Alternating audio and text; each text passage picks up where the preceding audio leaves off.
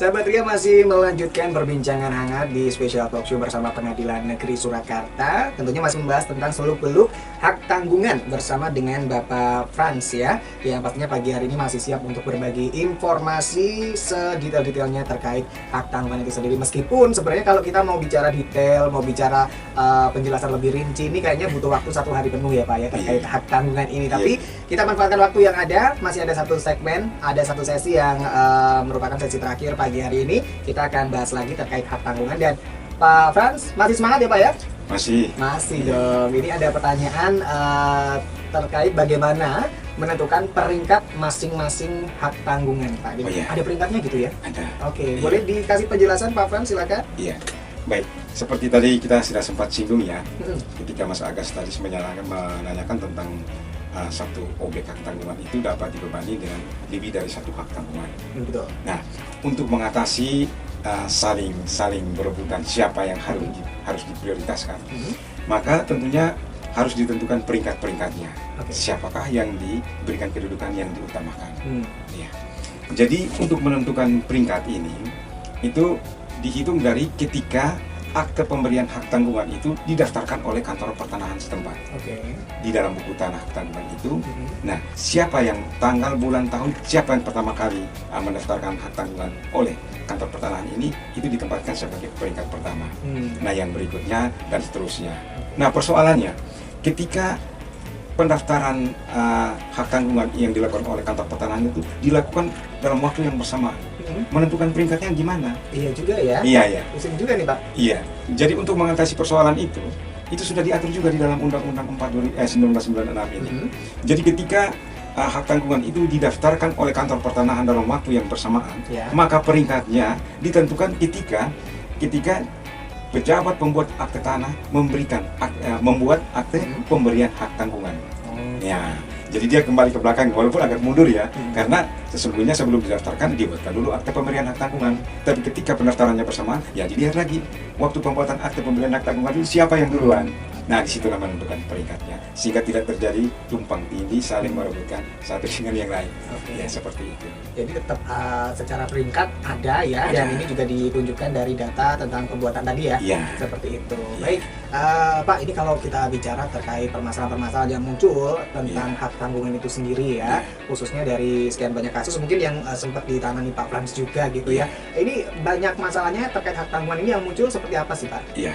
Jadi begini ya, mungkin saya sedikit menjelaskan bahwa keistimewaan dari hak tanggungan itu ya. Hak tanggungan itu ketika sudah didaftarkan oleh kantor pertanahan, menerbitkan buku tanah hak tanggungan, kemudian tidak cukup hanya buku tanah hak tanggungan, kemudian diterbitkanlah yang namanya sertifikat hak tanggungan. Oh, masih ada selain buku, masih ada sertifikat hak tanggungan juga. Nah, yang spesifik dari satu sertifikat hak tanggungan adalah dalam sertifikat itu tercantum irah-irah dengan kata-kata demi keadilan berdasarkan ketuhanan yang Maha Esa.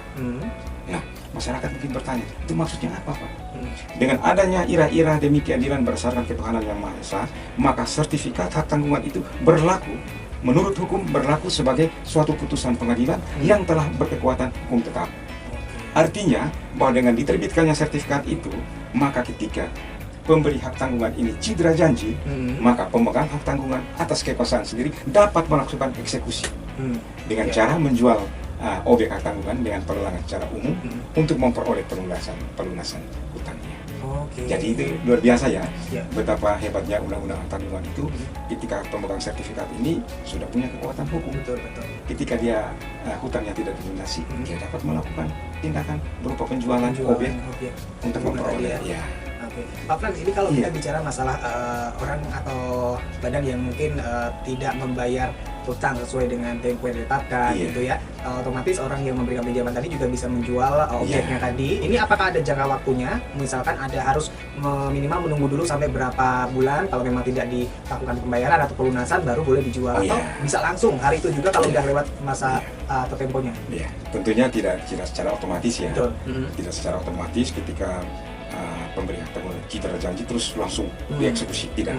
Karena memang dalam praktek dan memang berdasarkan ketentuan peraturan perundangan yang berlaku juga biasanya si pemegang hak tanggungan ketika si pemberi hak tanggungan cedera janji, maka dia tentunya memberikan peringatan dulu. Nah, peringatan yang diberikan ini juga tidak cukup satu kali, Jadi peringatan itu sampai 3 kali. Oke.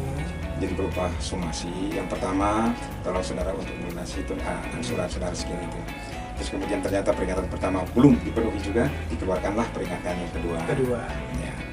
Peringatan yang kedua juga ternyata belum itu, dikeluarkan lagi peringatan yang ketiga. Nah, sampai dengan peringatan yang ketiga ini, yang bersangkutan juga tidak ada respon untuk melunasi itu, baru.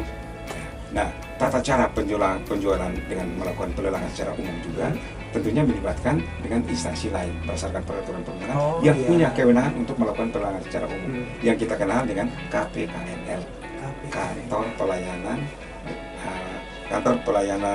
KPKNL, Kantor Pelayanan Kekayaan Negara dan Lelang. Oke. Nah, KPKNL jadi masuk jalurnya ke situ dulu ya. Ya, KPKNL lah yang melakukan penjualan secara umum. Dan tentunya ada aturan juga.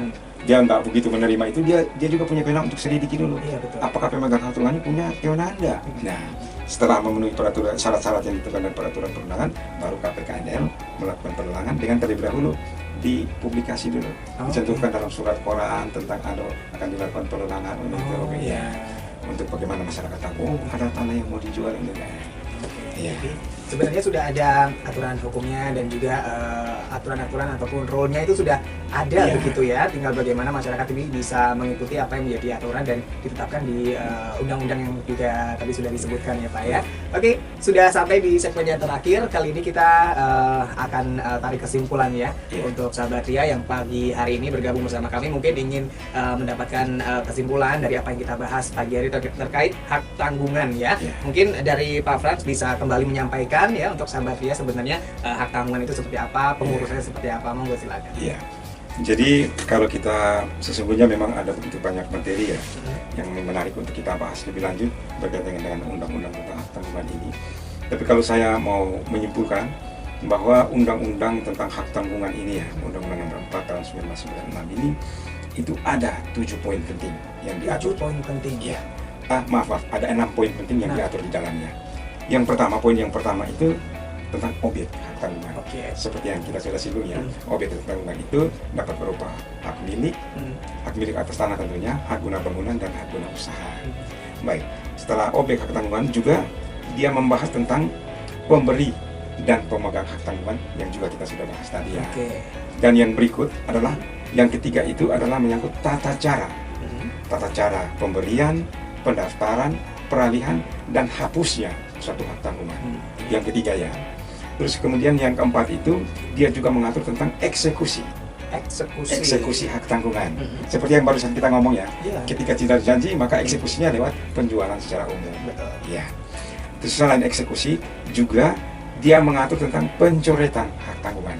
Nah tadi kita sudah singgung ya, hak tanggungan itu kan dicatat dalam suatu buku hak tanggungan ya. Iya betul. Ketika hutang pokoknya sudah dilunasi, perjanjian pokoknya sudah selesai, maka dilakukan pencoretan. Yang masyarakat lebih kenal dengan roya.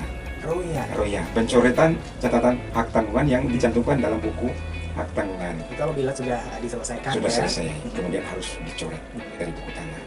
Dan dengan dicoretnya buku tanah itu maka sertifikat hak tanggungan yang tadi kita ngomong juga dengan sendirinya akan berakhir. Iya. Terus yang terakhir adalah sanksi administratif. Jadi undang-undang hak tanggungan ini juga menyangkut tentang sanksi. Ada sanksi juga ada ya. Sanksi. Ketika pihak-pihak yang berkepentingan yang terlibat secara langsung dalam suatu proses hak tanggungan ini tidak memenuhi kewajibannya sebagaimana yang diatur dalam Undang-Undang 496 ini, maka ada sanksi administratif. Dan sanksi administratif ini juga tidak menutup kemungkinan untuk para pihak yang mengalami kerugian dapat menggunakan upaya hukum berupa gugatan secara perdata di pengadilan. Dan juga tidak tertutup kalau ada indikasi pidananya, maka para pihak yang merasa dirugikan dapat melaporkan untuk dilakukan proses secara pidana.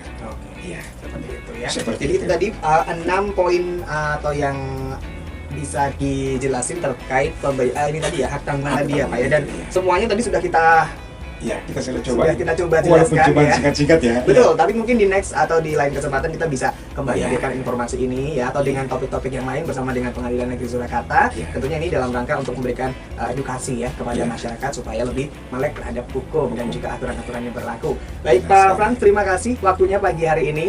Tetap semangat dan juga ini ya, selamat kembali bertugas. Salam buat rekan-rekan dari Pengadilan Negeri Surakarta. Kami tunggu kunjungannya nanti di waktu berikutnya dengan tema-tema lainnya tentunya ya.